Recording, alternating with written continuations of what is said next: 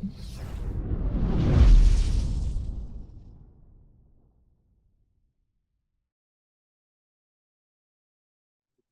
morning, everyone.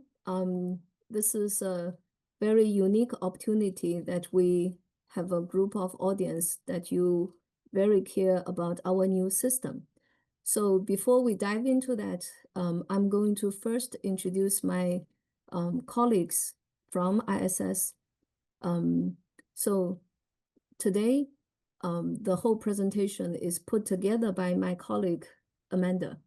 Many of you already know her, but I will give her the floor and have her do a introduction.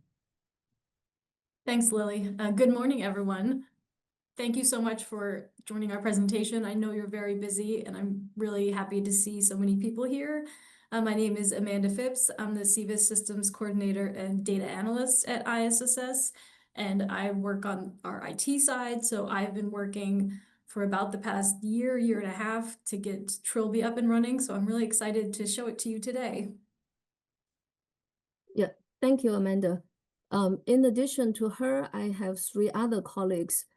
First is our hero behind the scenes, Mike, who always does things, have the Zoom room, marketing the material. Mike, just say hi to the audience.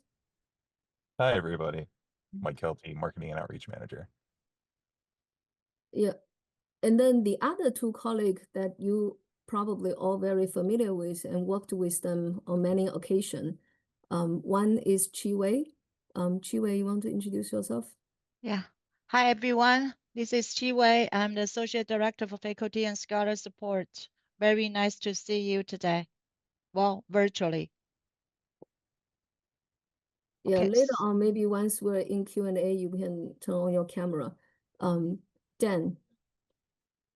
Good morning, everyone. I'm Daniel Deck. I'm one of the advisors at ISSS, and I work with a lot of you on your H-1B cases. Yeah. So with that, we're going to dive into the topic that we have today. Many of you are very familiar with IPAN system, which we have been using for the student side. We started 2009. On the scholar side, we started 2010. And as I talking about those years, I feel like I'm getting really old. I was here all those years. My name is Lily Zhang. I'm the director for advising, IT and compliance, something like that. The system that we're going to transition to is called Trilby Suite. So we wanted to make sure that we're getting ready for the new system, and we also wanted to make sure all of you are aware because of the compliance demands that we're facing. Not only are we doing the system transition, but we also are getting ready to match the H-1B modernization rule. And one of the requirements is about H-1B fee payment, which we're going to talk more after the main presentation. Now, the reason that we wanted to transition from the IPAN system to the Trilby Suite, because the new case management system is really going through a new design. The main developer behind the system actually was the founder for the Synapses, which is the IPAN system foundation. So when we were working with him back in the old days, we already pointed out to say there are many areas in Synapses, although it is student friendly, but on the scholar area, it needs a lot of enhancement. And they really listened. So when he left Synapses and building a new company, he decided to build the company from the scholar area first. And, you know, some of those suggestions that we presented to him years ago, he took that into consideration. And from the interface that Amanda going to show to you, you're going to have brand new experience comparing to what's happening right now at IPAN. So a few highlights that we listed there that, you know, in the old IPEN system, it is very common that you get a very long e-form and you have to answer a lot of questions. But in the new environment, it has been breaking down small pieces. And we hope you're going to find it very easy to navigate and user-friendly.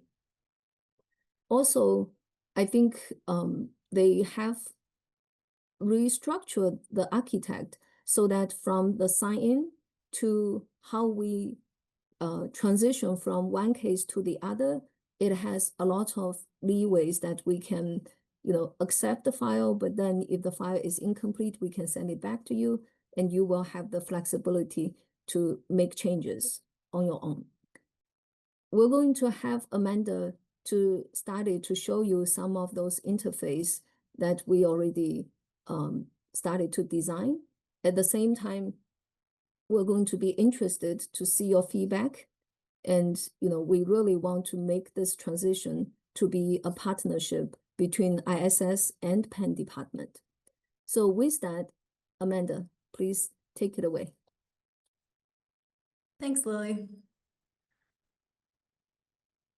Okay, so I want to start with something that seems simple, but I'm sure most of you are aware and have dealt with the frustrations and problems that we have with the current IPEN login, specifically for scholars or employees who we don't have their pen keys in the system yet. It can be quite the headache and take up a lot of time. In this new case management system, they have really streamlined and simplified the login process. So if you have a pen key, you log in with your pen key. If you do not, you just click this link. Don't have an institutional login, you put an email address in there, and then it will send a passcode to that email. It is incredibly simple, and I'm probably way too excited about this, but I spend a lot of time troubleshooting the issues with the current system. So this is already a small thing, but I think will make a big difference. Now, this will give you a view of what it looks like. For this presentation, I heavily focused on your view. So you were kind enough to attend this presentation. I want you to see what it's going to look like for you. So from the hiring unit side, this is what your case management will look like. Now, this may look slightly familiar if you have utilized the department case review in IPEN. That is something that Melinda and I built custom, and it has a lot of these features, but the downside to it is it's not your homepage. It's something you would have to navigate to separately. Whereas in Trilby, they built this in to be where you land. So when you log in, this is what you see. So you have all of this information in front of you without having to go search for it. So as you can see on here, there's an option. You'll see the department name listed in a dropdown. So if, like many of you, you manage multiple departments, you can toggle between them so that you have it all on one page. You also have the option to check show only my requests. So if you're one of the Penn Medicine departments, for example, and you may have 50 plus cases in here because there's other people submitting as well, and you just want to see yours so that you can find exactly what you're looking for, you can just check that box, and then everyone else's disappears from your view. On this page, so you'll also see there's a lot more information just readily available. We have the employee name, obviously, request type, so that you can see, specifically right now, we're only rolling out the employee side. So J1 applications are not going to be part of this initially. It will come probably before year's end. But for right now, we'll just see employee applications, but you can see all of the request types within this case management view. You can also see the step and the status, which I will talk about a little bit more soon. You can see when it was started, last updated, and the hiring contact. There's also the option, if you see next to actions and before name, it says pinned.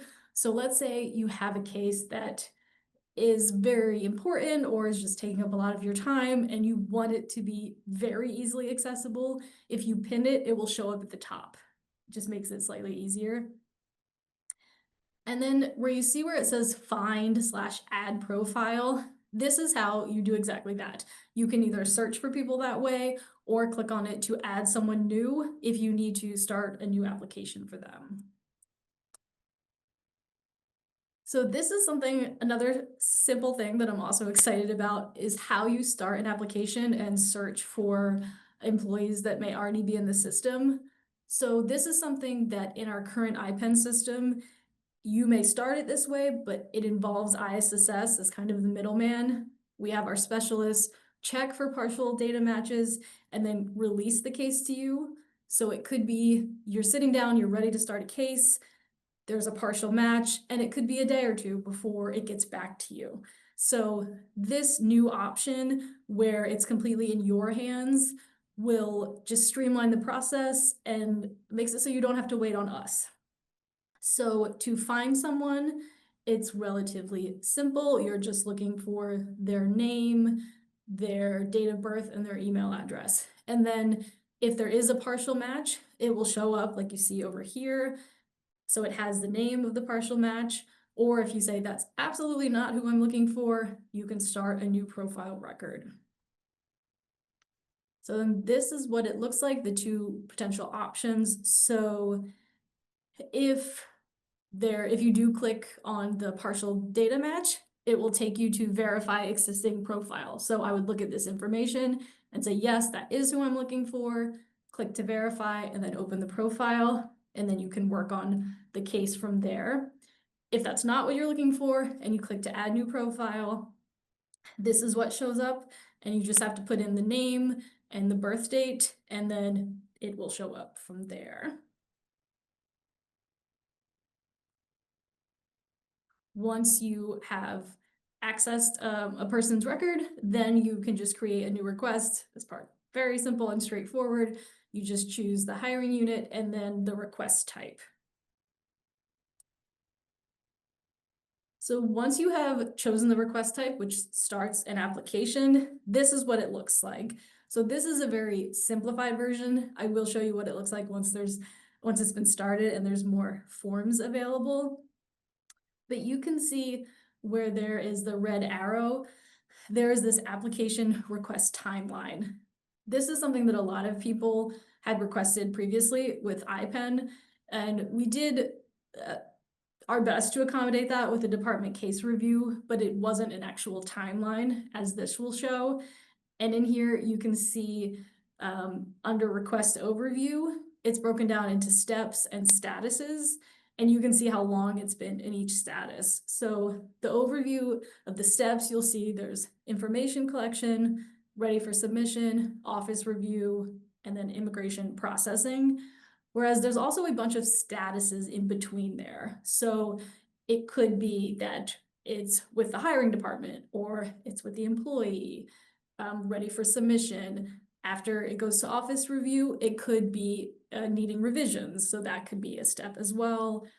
There's additional statuses that will show like LCA filed, I-129 in progress. So it's a way for you to track the application, and the days in status just also gives you an idea where you are. So let's say there was a revision from ISSS waiting on something from the employee, and it's been 14 days and the employee hasn't done it. It's a good way for you to see who you may need to nudge or follow up with without you having to manage it yourself. It's just, it shows up there for you. So it takes a little bit of that guesswork out of it.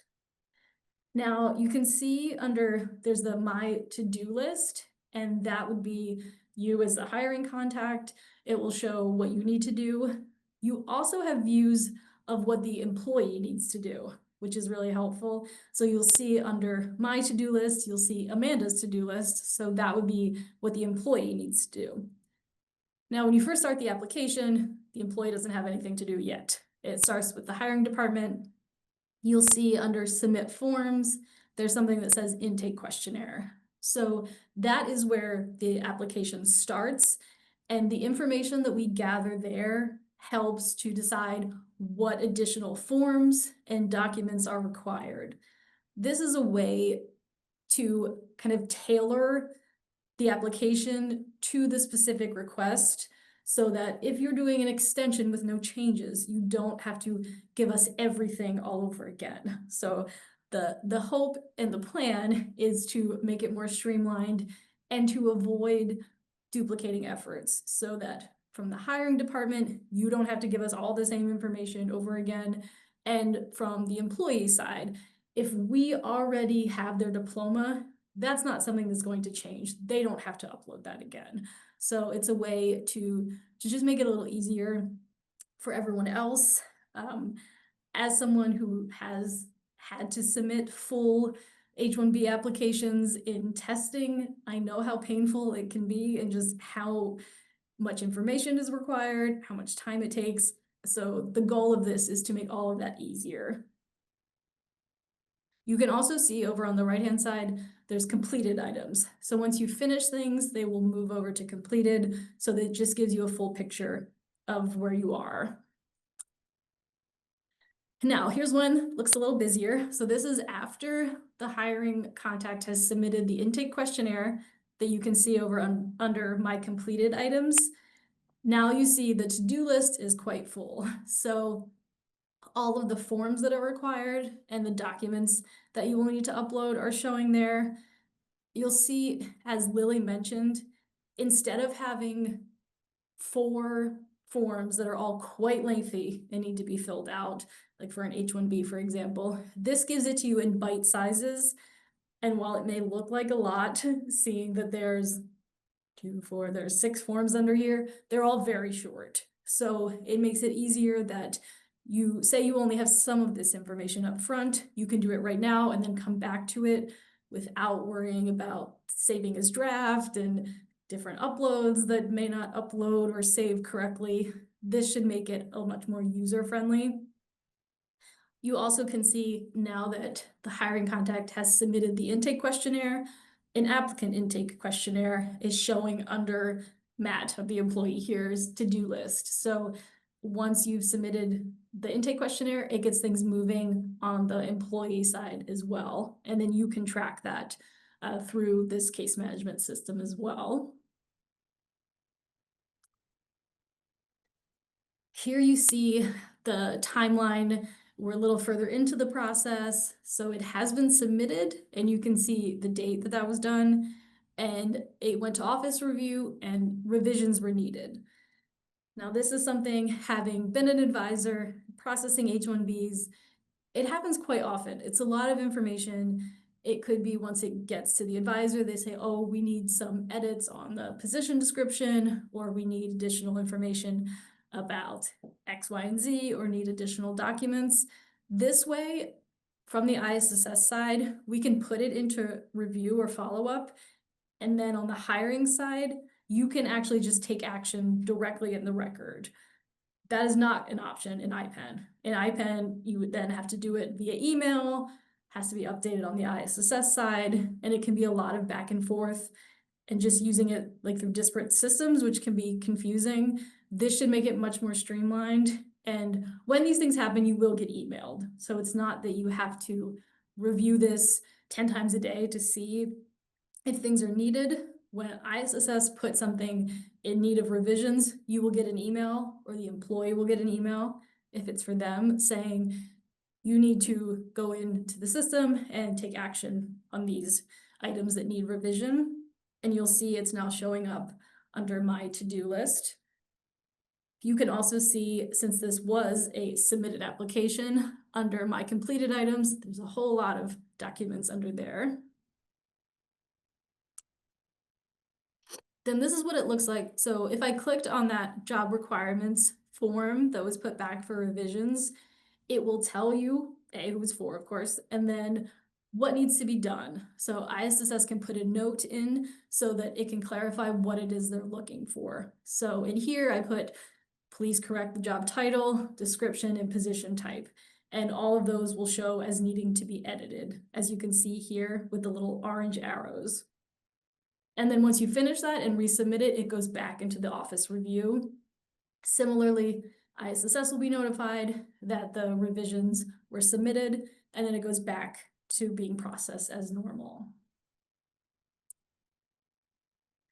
Now, this is the employee view. So it's very similar to the hiring view, with the biggest difference being that they can't see what you're doing. So you have transparency to see where they're at in the process, but they don't really need to see what you're up to at all times during this process.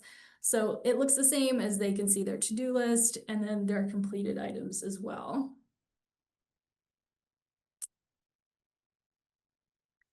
Now this is a view to show you under, you can see where it says requests, which is showing up under my name and the hiring contact profile. Requests would be similar to e-forms. So under here, you can see this is for a currently active H-1B, and the requests that are showing are for employee authorization ending early, and then employment verification. So two things that we currently have in IPEN as well. The employee authorization ended early is very similar to the H-1B authorization ending early, just named slightly different because it's for more than just H-1Bs. This can be used for E3s or TNs or O1s as well. Here's just an example of what that employee authorization ending early form looks like. So it's very short, and then the documents required and some of the information that shows up is really dependent on which reason you choose. So if you choose that the employee was terminated from their position, you will have to put the end date. You will get a box reminding you that there's a legal requirement to offer to pay the reasonable cost of return airfare to the employee's home country. And then you will also receive an email being notified that you have to upload a document just as proof of the termination. Similarly, if you're ending it early because they receive permanent residency, you will receive the document upload for the green card, the permanent residency card. Now, we had talked a little bit in the beginning about the autonomy that the system allows for hiring units. So we're going to discuss the hiring unit settings management. Now, this allows for managing contacts within the department. So currently it happens very often where someone will come to me and say, oh, so-and-so has not worked here for 3 years. Why are they still listed as a department rep under our department? And it's because there's a disconnect between knowing when people leave. When people start, we don't really know because we have to give them access, but we're not notified when someone leaves unless you tell us. So this will give you the autonomy to be able to manage your own hiring units. And I'll talk about that in a little more detail. There's also form defaults, which I will show you, that can help you to avoid having to fill in the same information over and over again. You can save it, save yourself some time. And there's also the ability to access comprehensive records. So the lists that you'll see above settings on the left-hand side, they will show you all of your incoming scholars and employees, your active, inactive, any active requests that you have on file, and then your request history. So you can see everything for the department. So here is hiring unit context management. Now for each department, we will authorize 1 or 2 people to be the manager. And this means that they have the authority to make changes to the other contacts within the hiring unit. So they can add someone, they can delete someone as needed. So it just helps to give you some autonomy, make sure that it's up to date. So if someone leaves, you don't have someone that potentially has access to your hiring unit if they're still at Penn, even though they don't work for your department anymore. So this will be a way to really give some autonomy back to the departments and just to hopefully make it a little cleaner so that we don't have people who aren't here anymore. Now, this is something that I would be very excited about if I was on the hiring unit side, is there's form defaults, and these are for the entire department. So let's say if, for example, you have 2 different accounts, budget accounts that you use for your applications, I'm sure typing out those 26 digits is not an enjoyable or very time effective solution. So this, you can save them. That way you can just access them, say, oh, this is the budget code I want to use, and just click it, and then it pre-fills. Similarly, you can do it with a work site. If you have, let's say you have 3 addresses that your department generally places people at, you can save it. So instead of typing it all in, it's just the click of a button. And you can add as many as you want. So then this is what it looks like when you're actually using the defaults. There's a little drop down that you can click on and you can choose which default is applicable for your application. And then you click on it and it just fills in the information. So it can save you a lot of time. Now, this is not specifically within the case management system, but it is a benefit of it. If any of you have looked at our current notice of filing page on our website, it's a bit overwhelming. There's a lot going on there. This is a much cleaner version. We don't actually have PDFs on here. It just lists the required information for the LCA notice of filing, and it overall is just cleaner.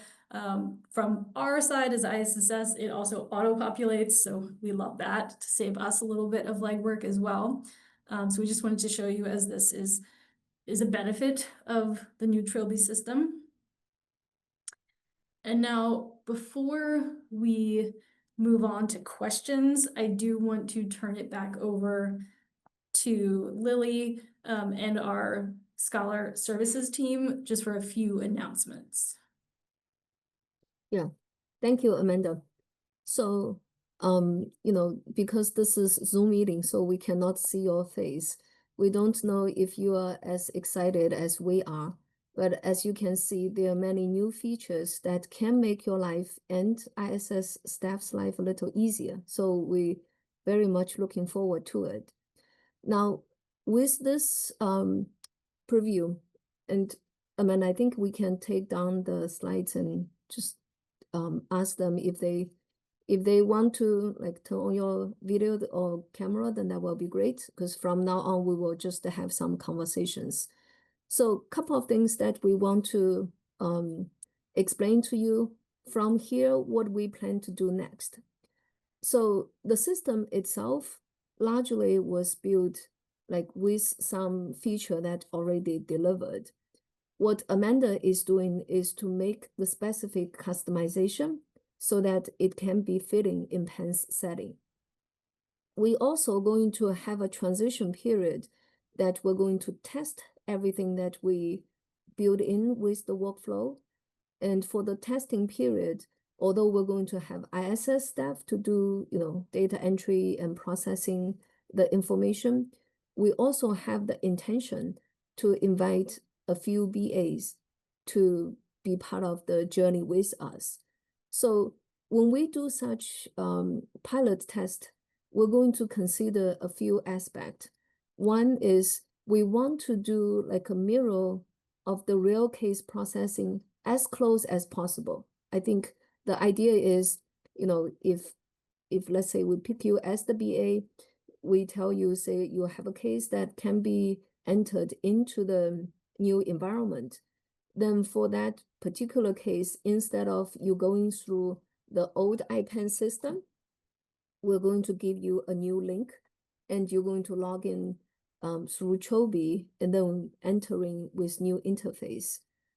Now, because it's a testing period, then we wanted to make sure we chose those cases map with the processing needs that you need to have to, get the case in, allow ISS to process it and be able to send to USCIS, does not cause any delays.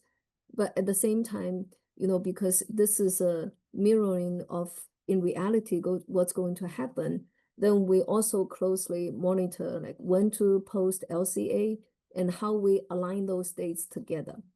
So later on, I'm going to work closely with Amanda, Chiwei, and Dan, because they know better about the system. For Dan and Chiwei, they know better about the cases, and they are very familiar with the timeline, and also they also have some insights about BA's work style.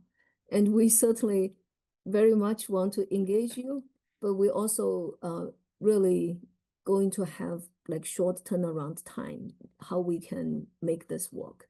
So I think we want you to be aware that we may reach out to you to set up special check-in so that if your case is fitting those criteria, you're going to be part of the pilot testing process. Now, there are other changes might be coming as well. So I would like to invite Jiwei and Dan to talk about, based on their H-1B processing experience, what are the important things needs to be on your radar as BAs? So who wants to go first, Jiwei or Dan? Dan, do you want to share your insight? I mean, yeah, I mean, I have two things that I guess I would want to bring to your attention that we were talking about a little bit earlier. That's, I mean, more related to the H-1B processing and stuff like that. Hopefully you are aware at this point, but if not, this is a great opportunity to make you aware that as of July 1st, we're not going to be accepting checks for H-1B petitions. We're going to only be accepting Form G1450, which is the use of a credit card. And we kind of had already planned on doing this, but we're definitely going to be proceeding with this because there's an executive order that came out March, I believe, that as of September 30th, the government will not be accepting any paper form payments anyway. So we want to get ahead of that so that if there's any, issues prior to that deadline, we can kind of work those out. So July 1st is our deadline. If you have any questions about that, I would say, I mean, you're welcome to ask and email us, but it might be easier to kind of do as you're working through a case with one of like myself or one of the other advisors, so you can kind of go through the process. But I would say that it's a good opportunity to start now having that conversation with you, like internally at the departments, to determine what restrictions there may be and how to kind of overcome them. Whether that be like how many pro cards there are, like if do you want to get a new pro card, maximum amounts per daily limit, and especially because that may be really important, especially for departments who have multiple petitions at one time. If we end up filing just coincidentally, let's say 3 petitions, that's going to be a huge chunk of money coming out all at once. So you kind of want to get that conversation started for sure. Yeah. Before I say my second thing, Shiwei, did you want to add anything? I can chime in because I usually talk to some of the department about the possibility. Well, about now it has become real. Okay, it's gonna happen on July 1st. So I know that some department, especially the science department, that you have some purchasing every day or every week, and then the purchasing sometimes the amount is large. So there's some department share their concern with me. And then, well, I just think that, well, this is a very good start. And then we start earlier. Maybe you can start your internal conversation about perhaps use a separate pro card, or maybe, well, like I just do not know what alternative that your department may have, but then it's better to start a conversation earlier because like this is avoidable, and then we want to get everything set before September 30th. So July 1st is a day that we will only take credit card payment. And then we will issue very clear instruction. Basically, we have a form from the USCIS, and then your department just need to complete the pro card information on the form. And then we will help you submit the pro card information with the H-1B petition. So the process itself, once everything is settled, it will be much easier than issue check. But like, well, you guys have to request check and then give us a check number, and we will need to look into your checks from a pile of checks. So the process will be much easier. I see a lot of people raising hands, so maybe we should. So yeah, I think if the question is related for the fee, maybe we will ask right now. Otherwise we will get the other announcement out. So the Mariana, yeah, go ahead. So for the health system, we don't have credit cards or pro cards, and we don't have access to credit cards. So how are we supposed to handle it for the hospitals? We probably will need to set up follow-up conversation with you.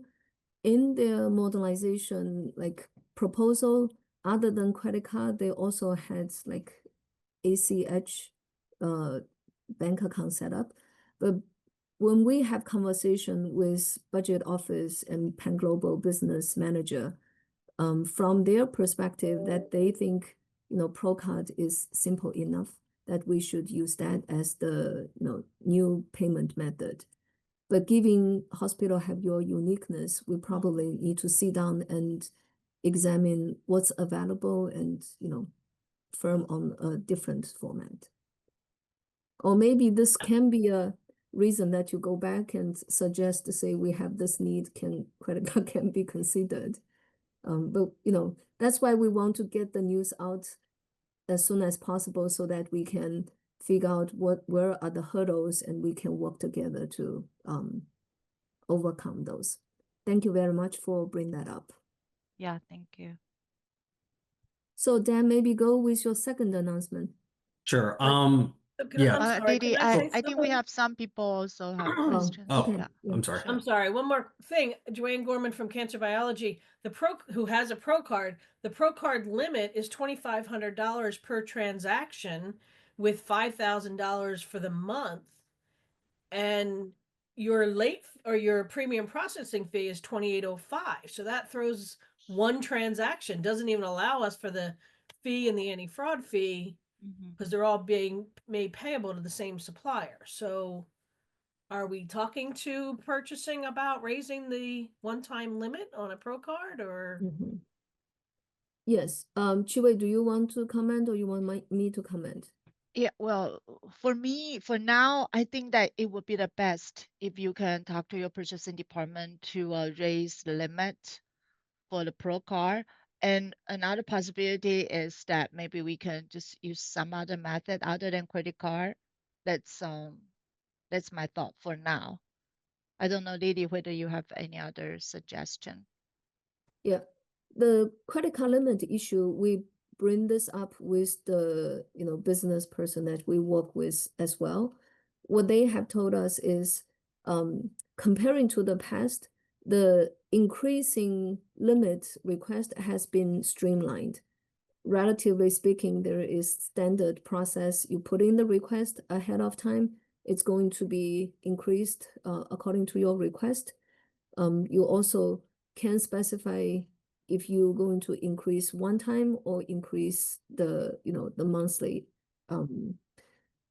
at individual request level. I think we will give some specific instruction in terms of what are the fee can be combined and what are the fee have to be separated.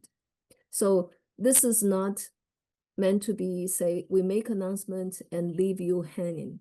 We're going to work with you every step of the way, because if you don't have payment valid, then we cannot file the petition either. So we have to work this out together. I have another suggestion. Would ISSS be able to get one credit card they use for all payments, and then bill back each Journal. department, Yeah. journal back everybody?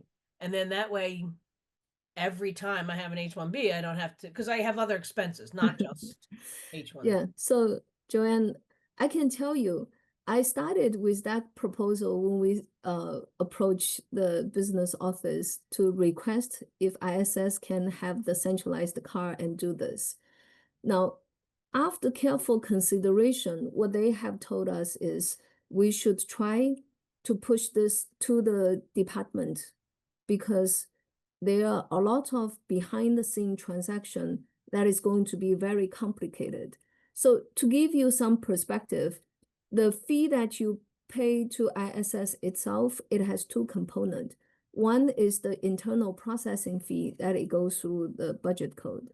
And then the other part is the payment, Government filing. yeah, the government filing fee. Now, for the government filing fee itself, it is true to some degree that, ISS is the office that we, handle all those payments. But at the same time, ISS does not have the capacity we can handle those billing and transaction within our office. So when we bring this up to the business office, the request is, this is something that Penn Global need to consider, their business unit needs to consider, so that we can continue to help each department. But at the same time, the feedback to us is, ISS is not equipped to do this, but each department is. You have your own payment system that you're supposed to be able to pay your expenses. So that was the direction that we were given. We wasn't kind of intentionally to say you have to do it all by yourself. We started with the proposal to say let ISS handle it, but we don't have the infrastructure to do it by ourselves. And with Provost Center, the vice provost for finance, they basically just tell us to make the announcement, tell department, they will figure out how to do it because departments have payment capability. Bill, Millie? I'm wondering if some of us on the university side have the travel card. Yes. And the limits on that can be much higher than the Pro card. And and as an office, the reallocation to the appropriate fund is done by the person holding the card, and it's done in Concur very quickly. Is that a possibility for payment, or can we talk to the Concur team to see if that can be added as an approved expense? I think I'm not too familiar with travel cards, but what they have told us is Pro card for sure can handle transaction like this. It can be a suggestion that you propose, and we will see if they can consider the government filing as part of the travel expense. But I'm not totally sure if I can give you any positive confirmation at the current stage. Do you suggest that those of us interested in that, you email the Concur people, the travel card people, and maybe CC you or who on your team? Yeah, I put my email in the chat, so you're welcome to yeah, hold on. So I also will be a little bit mindful for the time. Maybe what we will do is we'll take one more question about the fee, and then we're going to finish the announcement, and then make sure anyone who has question about Trilby Suite will get a chance to ask the question as well. Does it sound okay? And Millie's had her hand raised for a while. Yeah, Millie, you have been very patient, so maybe you go next. Thank you, guys. It's just simple. Can there be some communication provided to us regarding this new payment structure so that we can share with our business office as we request access to things such as Pro card or our travel card and the limit amount that we're going to need? Yes, I can confirm we are working on the announcement about the transition, and I think you should expect the announcement going out within the next 2 weeks. Great, thank you. And I did have a non-payment related question regarding the new platform. And I'm not sure if I missed it or not, would we be able to access the e-forms through this dashboard now after we submit, as we currently cannot? Excellent question. Yes, so you can, Nice. yes, so you can view them. You can't edit them unless ISSS puts it back to draft, but you can always see them. That's all I want. Thank you. Okay, You're welcome. That was a great question. all right. So Dan, how about you make your announcement, and then we will continue the dialogue. Sure. I'm afraid to bring it back to payment, but just It is important to be aware, and I'm just gonna say it now, for payments real quick. This is not the original thing that I was gonna say. But when you do send in the form, like just similar now, you need 3 checks, well, 2 or 3 depending on the type of petition, but each payment needs to be separated. For use of the card, it's gonna be the same. You're gonna need to have for each form that's filed, you'll need a separate G1450. So for example, if you're doing premium processing, you need a payment form for that, and then another payment for the I-129, which is the 460. And if it's like a new petition, the fraud fee of 500, you can combine those together if you're doing that. But either way, premium processing and then the other fee will need to be separate. So you'll need 2 separate forms for that. Beware. My other thing that I was gonna say, it wasn't really an announcement, it was more of a plea.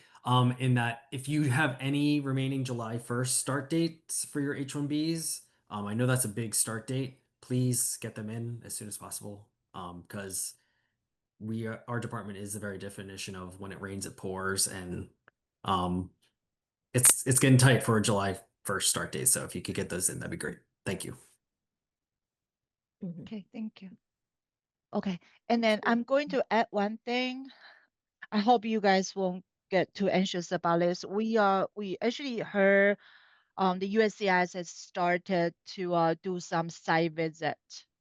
So we do have a reminder here that if your department or if your building has some USCIS officer come visit your H-1B employee, please just give us a call right away. Contact us immediately before you talk to them officially about this H-1B employee.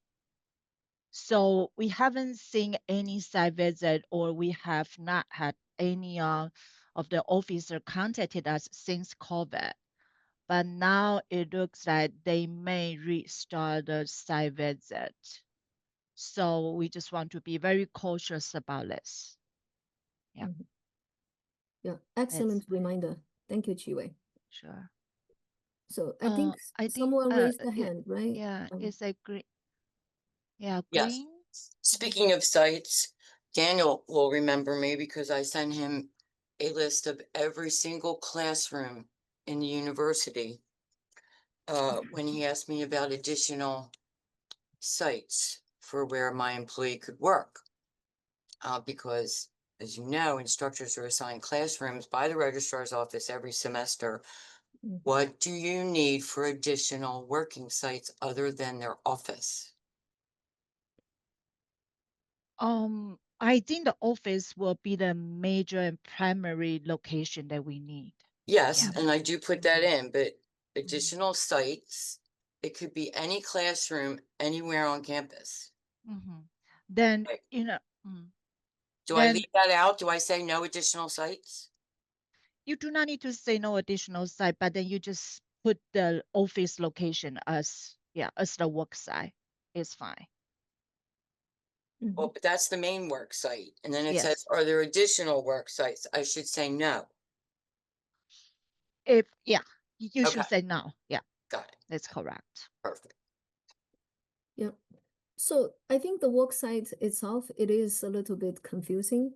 In a way, Penn's main site, which is going to associate with the office, that's going to cover the Penn location.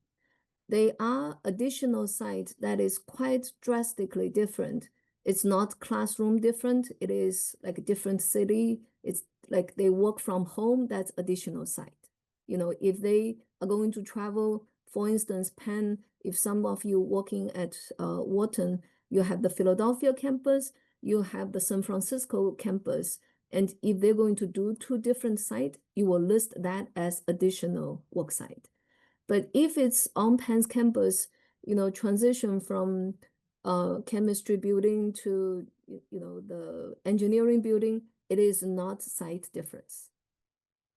Yep. What about, Sorry, another thing I want to add is that if this faculty member is going to teach online courses from her own residence, then I would add her home location as one of the additional work site if she or he is going to teach from her home.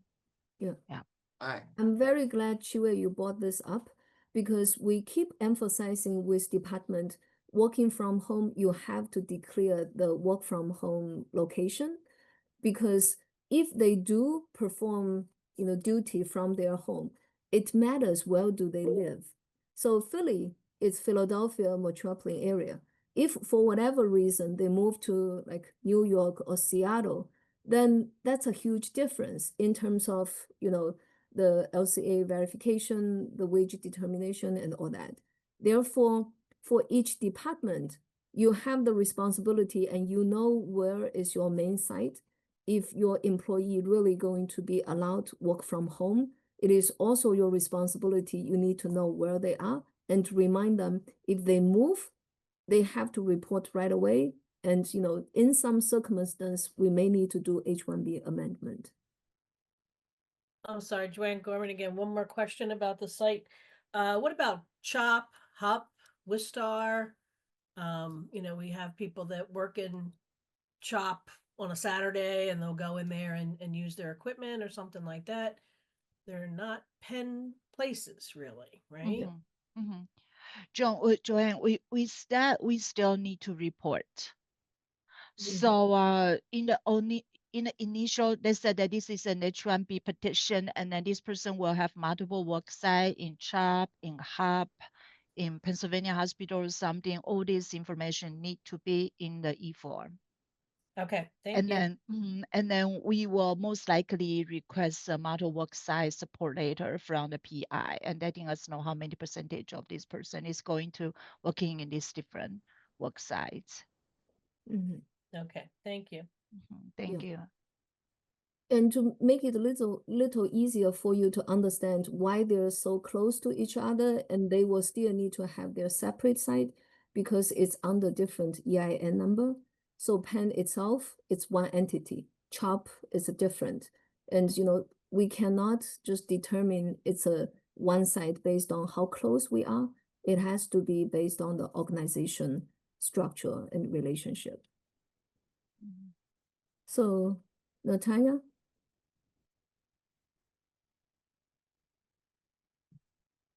Hi, I have two questions about the new platform that's coming out. Are we at that point yet, or are we still talking about like location?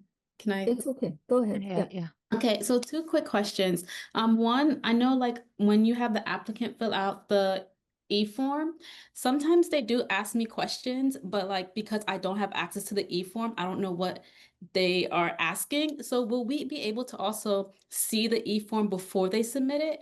Or like to see the questions and like see where they're kind of having issues? Or is that something we still won't have access to until they submit everything?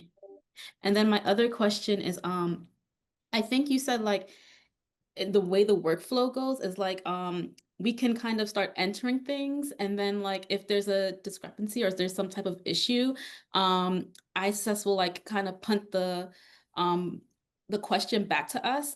Does that apply for like, for example, for H-1B when we're doing the I know that there's the forms with the LCA, the job description, and sometimes it's not enough information, but then I submit it with everybody's signature, and then like I get an email from like Daniel saying, hey, I need more information, and then I have to like we have to work together to get a new job description and then get everybody's signature. So I'm wondering like if you guys can see that first and say, hey, this is not enough information, can you please put more information in? And then we put the information in and then we get everybody's signature. So do my two questions make sense? Yes, yeah. Okay. So I'm gonna start with the second one. So the way that Trilby works is very different from IPEN, where you actually don't need people's signatures on these things. So the job description and things that you're putting in is just in an e-form. You do not need signatures. So when that has to be sent back for revisions, it's not that you need to go bother the PI and the chair to get signatures on that. So it takes out that part. There is going to be, in lieu of the position description that we use currently, an H-1B or E3 sponsorship letter. So there could be a little bit of back and forth there. We can certainly discuss the signature issue. It could be that we have it submitted initially without a signature. We do the back and forth and make sure it's correct and then send it for final signatures. That's something we can certainly discuss. I'll discuss with Chiwe and Dan as to what will be best practice for that. But yes, this completely eliminates the signature documents that exist in Synapsys. And then for your first question, that is an excellent question. I think you should be able to see them. I will check. I just looked really quick and I don't have an application opened. Actually, let me check again really quick. Yeah, that's why we're so appreciate that you take the time and join the conversation, because many of your questions, that's going to help us to bring the issue back to the vendor to help us to make the configuration more meaningful. You can see them. You can. Okay. So that's another win, right? If we make the switch, then you will be able to have the view that employee has, and the conversation will be so much easier. So we have 3 more minutes, and I think we have loaded a lot of information in this 1 hour. And, we hope you see this as a starting point that we're going to have ongoing conversation, no matter it's about the Trilby system, the credit card payment, or, other issues that may surface. And we also want to acknowledge this is a very unprecedented time in terms of immigration landscape.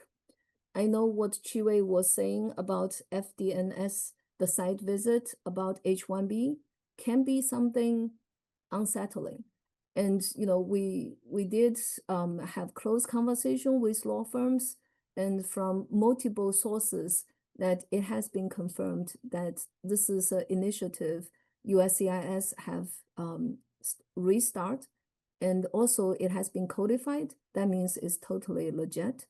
What we will need to do is to educate the community and make sure that people are aware of what's going on. This site visit is different than the ICE visit, because if you see the news, there are also a lot of alarming things talking about government agency going to take people away. So FDNS site visit have nothing to do with the other news items. What this H-1B site visit is going to be focusing on is the H-1B petition that we submitted. It's going to be matching with what the H-1B employee is really doing. Although we had a lot of requests and suggestions that we tell government to say, you should start from that inquiry with ISS, because we put the petition together, we know about the position, but they don't agree. What they wanted to do is, on the paper, you tell me so-and-so is working, let's say in the chemistry building or that department. What we want to do is to find the employee, go to the work site and talk to the employee or the PI to ask them about their job responsibility, their salary, their assignment, and make sure that is matching with the H-1B petition that ISS put together. So that is the essential piece, what they're verifying for. Therefore, it is super important, the job description that you submitted, the salary that you specified on the application, it needs to be confirmed when the site visits happen and the government agency talk to either the employee themselves or the PIs.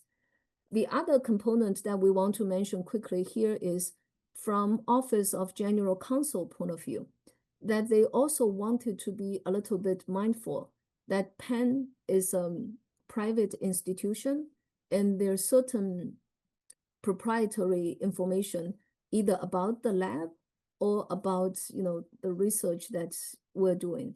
So it is not okay that we just allow anyone just go into your office and randomly taking picture and do the things that they're not supposed to do. That's why we keep saying, if such thing happened, you should contact ISS right away. And you have the petition advisor's name and email. You also have my email, my name, and Chiwei and then all our information are public. You're welcome to contact all of us. Or you can always contact me at any time if such thing happens. So I really want to say thank you for this great audience. I think not only you stayed with us, paid your attention to the presentation that Amanda was giving. You also paid a lot of attention to hear what Dan and Chiwei need to say about the H-1B area. We greatly appreciate your partnership. Without you, we will not be able to do our job. So we want to say thank you.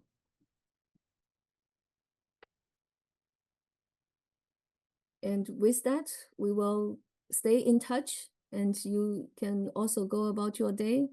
Have a nice Thursday. Thank Yeah. you. Thank Question. you. Did you say when this Thank new you. platform's going to start? Not yet. Yeah, it's a great question. So we are going to have ongoing communication in terms of the pilot phase and also the real launching plan. If all things goes well, we do anticipate it will be sometime in 2025. That's why we started this communication now. And then where are we going to get the G1450 forms if we're not getting them from Trilby? Mhm. Yeah, We will are- send it to you. Okay. Correct. Yeah. As I said, advisor will walk you through every single step, because if you don't give the payment to us, we don't have a petition. So we're going to be very carefully guide you through about what you need to fill out. And the information itself will be pretty straightforward on the website.